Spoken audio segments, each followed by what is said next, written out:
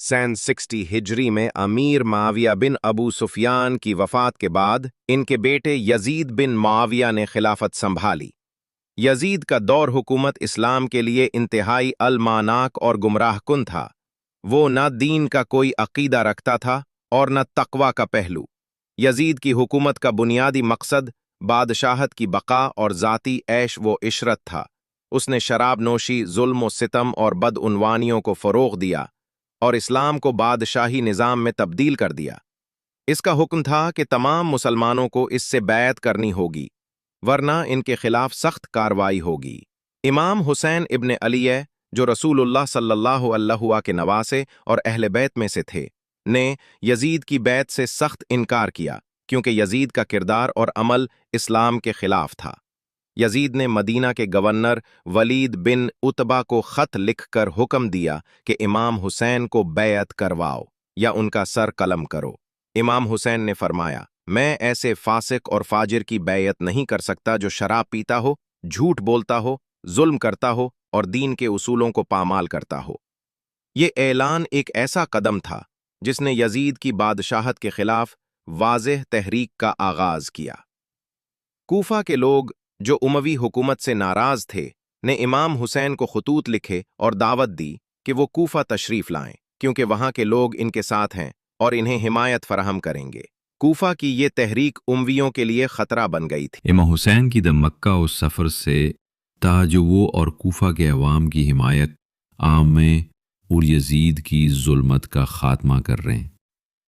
वो लबैत, एरियो, कुलदीन और चंद वफादार साथियों के साथ रवाना हुए।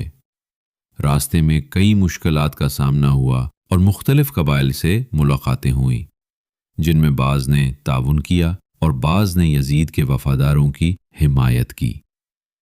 इमाम हुसैन जब करबला पहुंचे तो यजीद के लश्कर ने उनका रास्ता रोक लिया और उन्हें करबला के मैदान में महसूर कर दिया।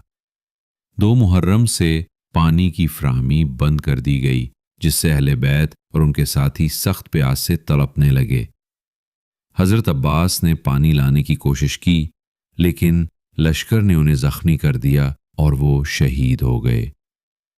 10 मुहर्रमुल हराम को इमाम हुसैन और उनके साथियों के दरमियान मार्काए हक़ व बातिल शुरू हुआ। इमाम हुसैन के जवान बेटे हज़रत अली अकबर और हज़रत कासिम और हज़रत अब्बास समेत दीगर असहाब ने बहादुरी से मुकाबला किया, लेकिन वो सब शहीद हो गए। नन्हे अली असगर, जो महज चंद माह के शेरख्वार थे, इमाम हुसैन ने दुश्मन के सामने ले जाकर पानी के लिए दुआ की, मगर दुश्मन ने तीर चलाकर इस मासूम बच्चे को शहीद कर दिया। सबके शहीद होने के बाद इमाम हुसैन तन्हा मैदान में बाकी रहे। वो ज़ख्मी और प्यासे थे, मगर अपने ईमान पर कायम थे। यजीद के फौजियों ने इमाम हुसैन को शहीद किया और उनका सर भी काटकर नेज़े पर लगा दिया। इमाम हुसैन की शहादत के बाद उनकी बहन हज़रत ज़ैनब और दीगर ख़वातीन व बच्चों को कैद करके कूफा और फिर शाम ले जाया गया। हज़रत ज़ैनब ने यजीद के दरबार में जुर्रतमंदाना खुतबा दिया, जिसमें उन्होंने यजीद की जालिम हुक्मरानी को बेनकाब किया और हक़ व इंसाफ का दर्स दिया। वाक़या करबला तारीख़ का अजीम सबक है कि हक़ और सच्चाई के लिए जद्दोजहद और कुर्बानी ज़रूरी है।